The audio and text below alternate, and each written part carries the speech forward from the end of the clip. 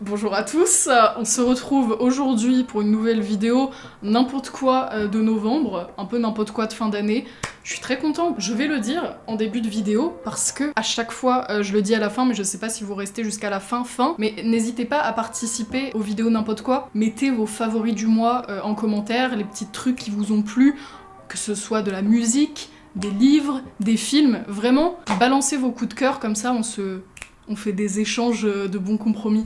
En tout cas, j'espère que vous allez bien, j'espère que c'est pas trop dur en ce moment.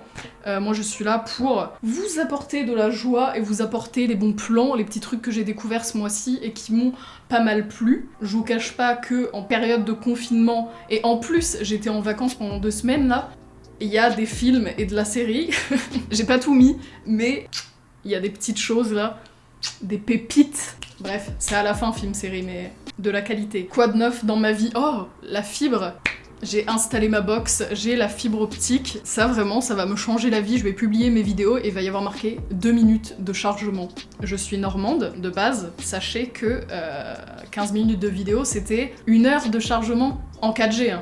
Enfin, Wi-Fi, faut pas non plus pousser trop loin. Je vais commencer cette vidéo par la catégorie musique qui va être très courte, mais un artiste de qualité qui vient de sortir un son de qualité avec un clip homemade, Ajar. Et je te souhaite pire que la mort, pire que la mort. Et je te souhaite pire que la mort, pire que la mort. Et je te souhaite pire que la mort, pire que la mort. Vraiment, cet artiste, je le recommande de fou. Non, là, il a sorti Pire que la mort. C'est un son qu'il a balancé de base en tant que son de confinement sur Instagram. Ça a bien marché et du coup, il a décidé de faire un clip avec. C'est lui qui écrit ses musiques, c'est lui qui compose, c'est lui qui mixe ses sons. Vraiment, là, tout est fait par lui. Donc, je vous invite de ouf à aller streamer ça et des bisous à Jar.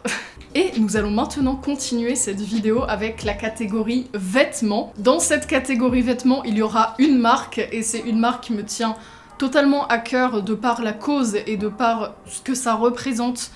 Vraiment, Moods.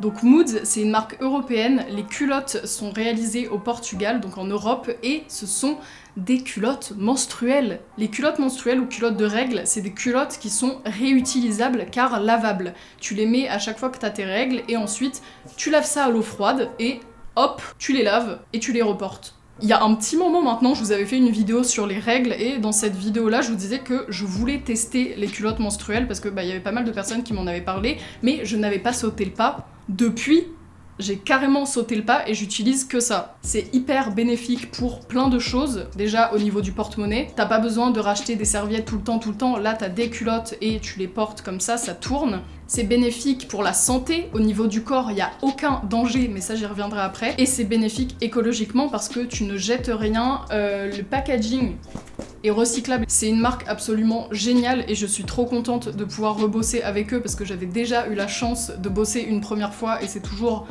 un immense plaisir. Quand je vous dis marque géniale, c'est parce que c'est une marque qui est humaine de ouf. Dans les usines, il y a des crèches pour que les salariés puissent aller mettre leurs enfants. Il y a des postes pour les femmes qui sont en difficulté. Les photos de la marque ne sont pas retouchées, il y a énormément de diversité. Vraiment, cette marque, le sang chaud. Ils m'ont envoyé le pack flocon avec des culottes de règles à l'intérieur. Et ce qui est assez fou, sachez qu'il n'y a pas d'odeur, pas de fuite, pas d'humidité. Et pour les avoir testés, réellement, il n'y a rien de tout ça. C'est parce qu'il y a des matériaux dedans, je vous mettrai la liste des matériaux, ce sera plus simple. Mais c'est génial et ça a révolutionné ma vie avec les règles, réellement. Les tissus des culottes, ils sont certifiés Ecotex et comme je vous ai dit, il n'y a aucun danger pour le corps. Et je suis hyper contente de vous en parler maintenant parce que ça peut être un super cadeau pour les fêtes, un super cadeau pour Noël et que, en plus, of course, petit code promo, donc petit code promo de moins 10% sur le site de Moods avec le code qui s'affiche juste ici. Encore une fois, je le répète, mais je suis hyper contente de collaborer avec cette marque qui est humaine, extra. Et en plus, les culottes de règles, vraiment, c'est une super initiative. En tout cas, je vous recommande de tester et restez connectés sur Instagram également car, petit concours en préparation. Nous allons maintenant passer à la catégorie livres, catégorie qui va être très courte parce que j'ai pas beaucoup lu. Mais je voulais quand même vous tenir au courant que le livre L'Arabe du futur 5 de Riyad Satouf est sorti. J'ai honte parce que il m'a proposé de recevoir le livre, adorable que cet homme est, et je lui ai dit c'est avec plaisir, mais j'en suis qu'au 2. J'espère qu'il ne m'en veut pas. En tout cas, le 5 est sorti, et hâte de le lire. Mais bon, pour l'instant, j'ai quelques trucs à rattraper là. Nous allons maintenant passer à la catégorie jeux. Je sais pas si j'ai déjà fait cette catégorie, peut-être pour Animal Crossing, je sais plus.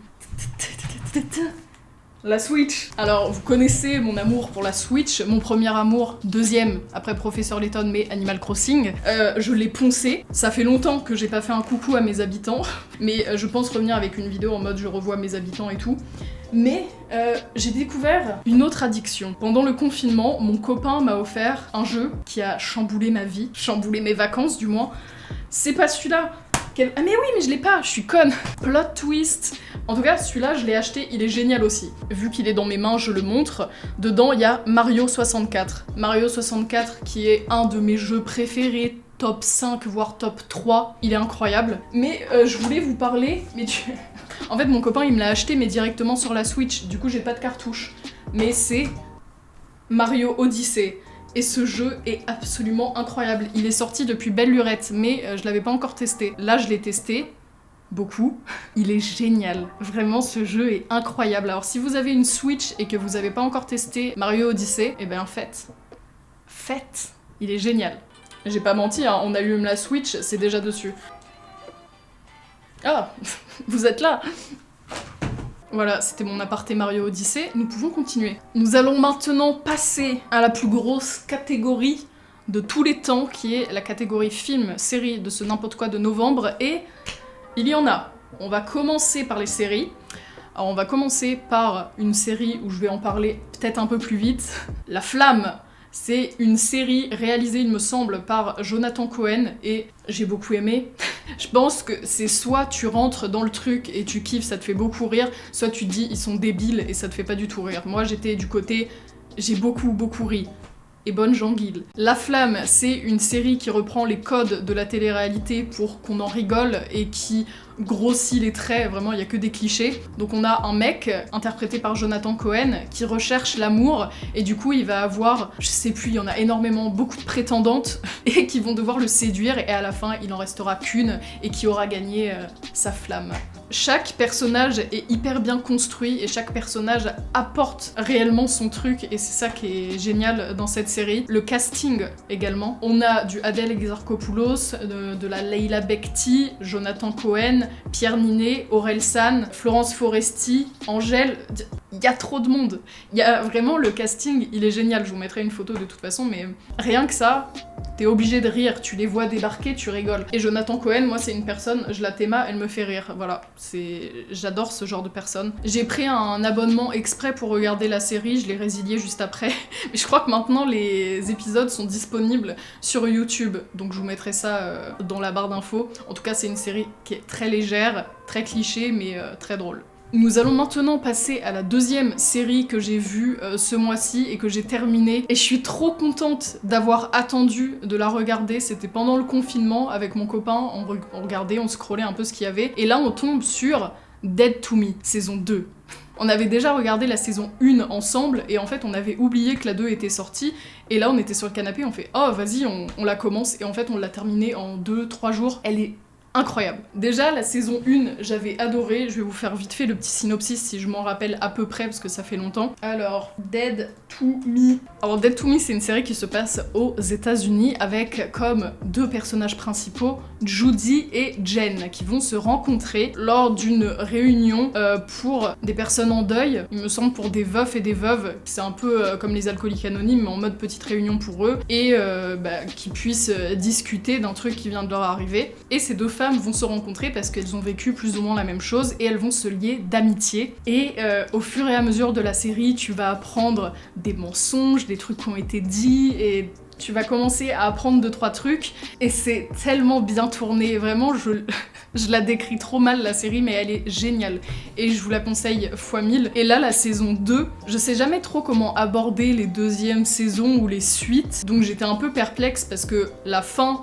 de la saison 1, elle est très brute. Tu te dis, oh putain, comment ça va rebondir? Ils ont trop bien rebondi. J'aime trop les deux femmes dans leur rôle, elles sont trop fortes. Jen, elle a un rôle très fort, elle fait fermée, assez froide, mais quand t'apprends à la connaître et tout, tu te rends compte qu'elle a un cœur énorme. Judy, c'est le poisson par excellence. Bon, je suis poisson, mais elle doit être poisson ascendant poisson. Elle est hyper émotive, elle est ultra gentille, mais c'est de la gentillesse level up.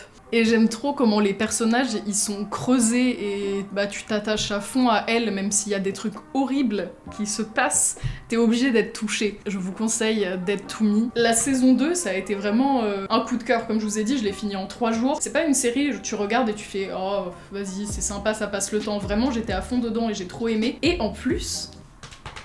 il va y avoir une saison 3. La saison 3, j'ai hâte de voir comment ils vont retourner le truc encore une fois, parce que, bah pareil en fait, à chaque fois, le dernier épisode, dernière minute, il se passe un gros bail. Et là, c'est ce qui s'est passé. Sauf que, confinement, Covid, donc à mon avis, on a le temps. Mais j'ai hâte. Maintenant, nous allons passer au film. Il y a 2 films dont j'aimerais vous parler. Il y a Submarine et Birdman.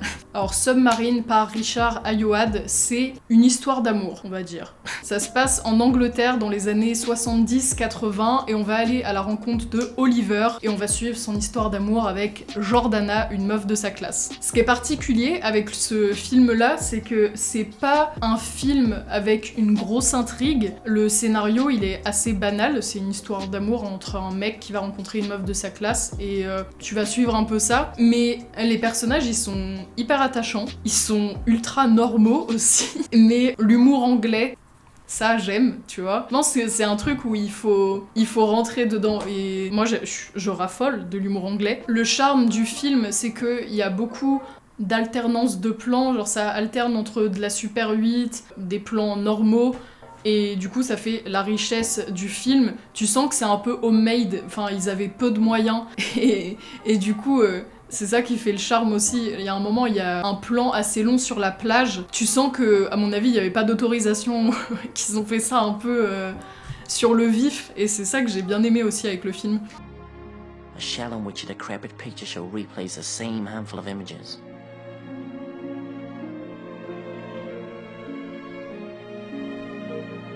On se sent hyper proche des personnages et c'est facile de s'identifier à eux parce que c'est des personnes assez banales en soi. Et il y a énormément d'ellipses aussi dans le film. Des moments où par exemple tu sais que les personnages vont s'embrasser mais il y a un gros cut et du coup on passe à autre chose mais on a compris que ça s'est passé, et il y en a plein dans le film. Souvent on me demande comment je regarde mes films, soit sur des plateformes de streaming, Disney+, soit je les trouve et je les achète sur YouTube par exemple. Salut, c'est Élise, 2 jours après le montage, qui se rend compte que elle n'a pas parlé d'un film absolument incroyable qu'elle a vu pendant le confinement, Le Fabuleux Destin d'Amélie Poulain. Le Fabuleux Destin d'Amélie Poulain est un film réalisé par Jean-Pierre Jeunet, avec évidemment Audrey Tautou, Mathieu Kassovitch, Jamel Debbouze.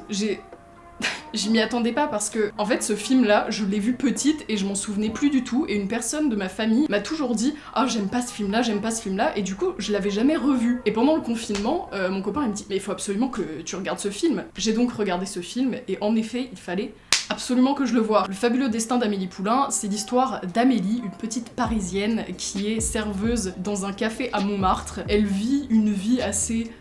banale, ordinaire on va dire. Elle a une imagination débordante et elle va commencer à imaginer un peu la vie des gens qui l'entourent et à faire un peu l'entremetteuse entre les gens et à essayer de faire le bien partout autour d'elle. Amélie, pour vous faire le portrait type, c'est la poisson au max. La fille est gentille, rêveuse. L'artiste, vraiment, c'est le cliché du poisson, mais à son paroxysme. Et le film est tellement doux, il fallait que je vous parle de l'esthétique, avec évidemment le vert qui prédomine. En effet, le vert est très populaire dans ce film, je pense qu'en utilisant cette couleur, le réalisateur a voulu ajouter une touche de fraîcheur au film parce que le vert représente la fraîcheur des forêts, le grand air, et sans parler de la signification de la chance et de l'espoir. Ok, bon bah j'ai ma réponse. Ce genre de film-là, j'aime bien les appeler un peu patchwork au niveau de la réalisation. Tu prends plein de choses et que t'aimes bien, et tu les mets ensemble, et tu fais un mix. Je sais pas comment vous dire, mais j'aime les couleurs de ce film, j'aime la manière dont les plans sont réalisés, ça change tout le temps, tu t'ennuies pas. Le film est pas plat, vraiment le film, il est incroyable. Les personnages sont hyper touchants, Amélie au premier plan, mais je pense que c'est un film, pareil, soit tu rentres dedans et t'es à fond, soit t'accroches pas du tout. Et je suis vraiment heureuse d'avoir vu ce film parce qu'il m'a inspiré des tas de choses après. Si vous êtes en manque d'inspiration, regardez Amélie Poulain, ça va vous stimuler. D'ailleurs, ça m'a inspiré une vidéo pour une collaboration. Enfin vraiment, ce film, il m'a chamboulé toute ma créativité.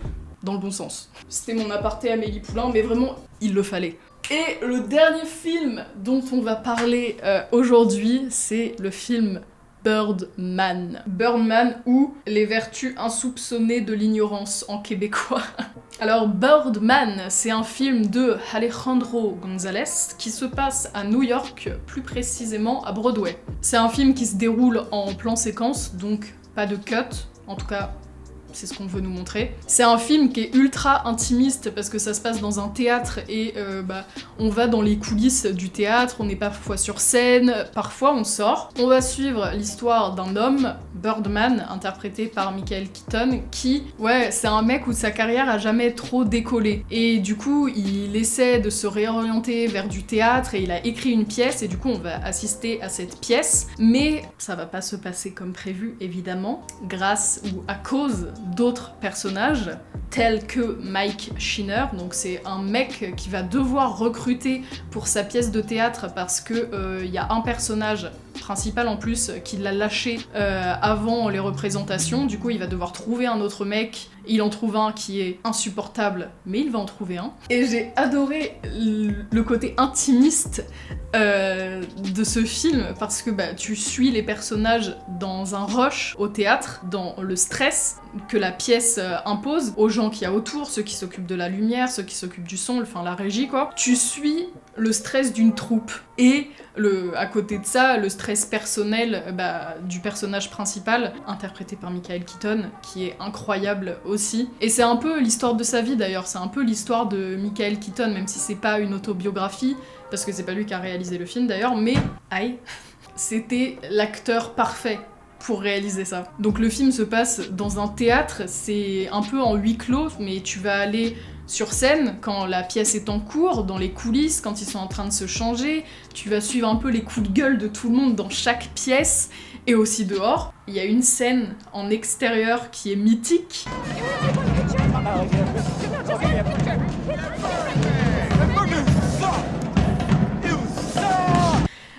Et ce moment-là, il est incroyable. Et je sais pas comment il a été réalisé, il faudrait que je regarde parce que je suis fan des backstage de films et je regarde tout le temps les backstage des films que je regarde, mais celui-là j'ai pas encore eu le temps. Et il y a une scène où il sort du théâtre qui est assez connue et cette scène-là je veux savoir si c'était prévu. Est-ce que ils ont loué l'endroit quand il est sorti ou alors les gens ils s'y attendaient pas à le voir ou il faudrait que je me renseigne, absolument. Bref, je crois qu'on a fini cette vidéo n'importe quoi de novembre. J'espère que ça vous aura plu. Je vous rappelle, petit code promo pour les culottes menstruelles, moins 10% avec mon magnifique code. Vraiment, c'est un super cadeau. J'espère vous avoir donné des idées cadeaux avec tout ce que j'ai dit. En tout cas, j'espère que cette vidéo vous aura plu, j'espère que vous passez des bons moments en cette fin d'année. J'espère que tout va pour le mieux pour vous, vraiment, et n'oubliez pas de balancer vos favoris. J'aime bien regarder aussi les commentaires, comme ça je chope 2-3 films à regarder, 2-3 musiques à écouter, et j'aime trop ça. Sur ce, je vous fais des gros bisous, et je vous dis à bientôt pour une prochaine vidéo. Bye!